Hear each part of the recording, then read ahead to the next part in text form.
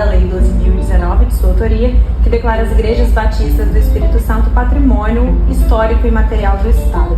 Qual a importância dessa lei para os capixabas e da instituição das igrejas batistas no dia a dia do capixaba e do cidadão?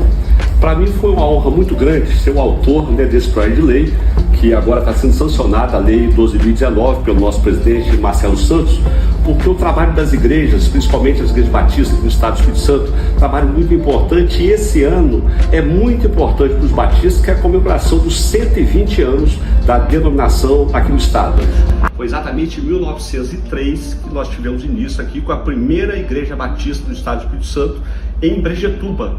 Então os batistas estão homenageados e é uma honra muito grande ter sido o autor desse projeto de lei que está sendo promulgado hoje pelo nosso presidente da Casa, deputado Marcelo Santos.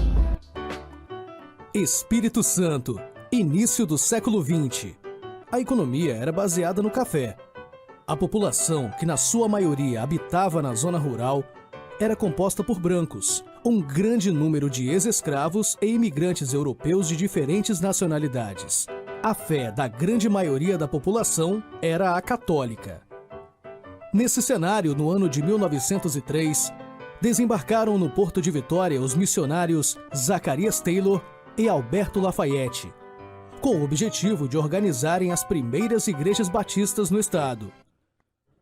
Os missionários saíram da capital e foram para o município de Afonso Cláudio. No dia 21 de agosto de 1903, na localidade de Alto Firme, nascia a primeira igreja batista em solo capixaba, com 60 membros.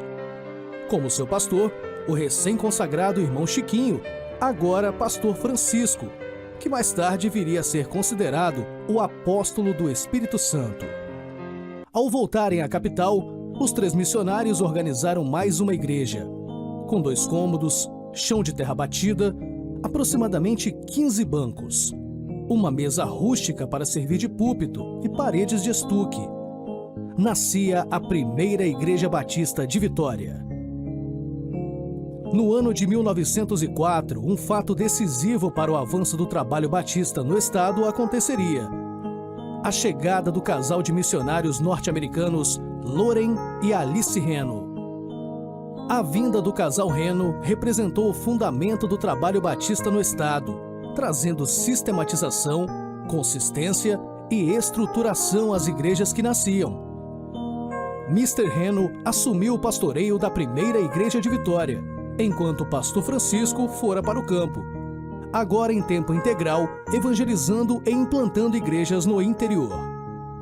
Conforme crescia o trabalho batista, a perseguição religiosa aumentava. Os cristãos protestantes sofriam atos de violência e viviam à margem da sociedade. Até após a morte, a discriminação existia. Com muito empenho, Loren Reno conseguiu em 1905 um terreno para servir de cemitério para os protestantes e excluídos sociais. Com seu trabalho, Loren Reno passou a estabelecer boas relações com as autoridades, inclusive eclesiásticas, além de ganhar a simpatia da população. Mas o preconceito era muito grande. Para acolher os filhos dos batistas discriminados nas escolas da época, o casal Reno iniciou um colégio no porão da sua residência. Surgia o Colégio Americano, que passou a receber também filhos das famílias pobres.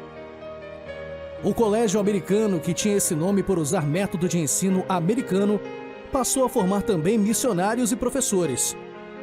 O colégio cresceu, passando a funcionar no antigo templo da primeira igreja de Vitória e, em seguida, no Parque Moscoso. Jovens do interior vieram para a capital para estudarem no seu internato. O Colégio Americano escreveu um belíssimo capítulo na educação capixaba e marcou para sempre a história dos batistas e do nosso estado.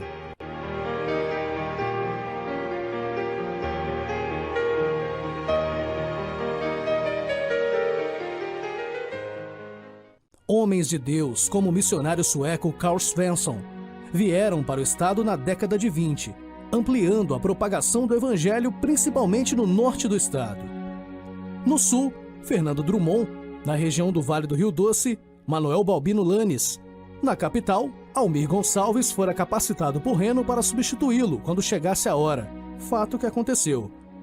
Severino Lira, um vendedor de Bíblias que usava desse pretexto para visitar as casas das pessoas e evangelizar. O ex-padre José Landeiro, José Lopes, mártires da fé, como Joaquim Davi, espancado até a morte em Itabapuana por afirmar que seguia a Cristo. São apenas alguns dos pioneiros que abriram um caminho para chegarmos até aqui. O casal Loren e Alice Reno deixaram uma base sólida para aqueles que vieram depois deles. Loren Reno descansou no Senhor em 1935 e Alice retornou para sua terra natal.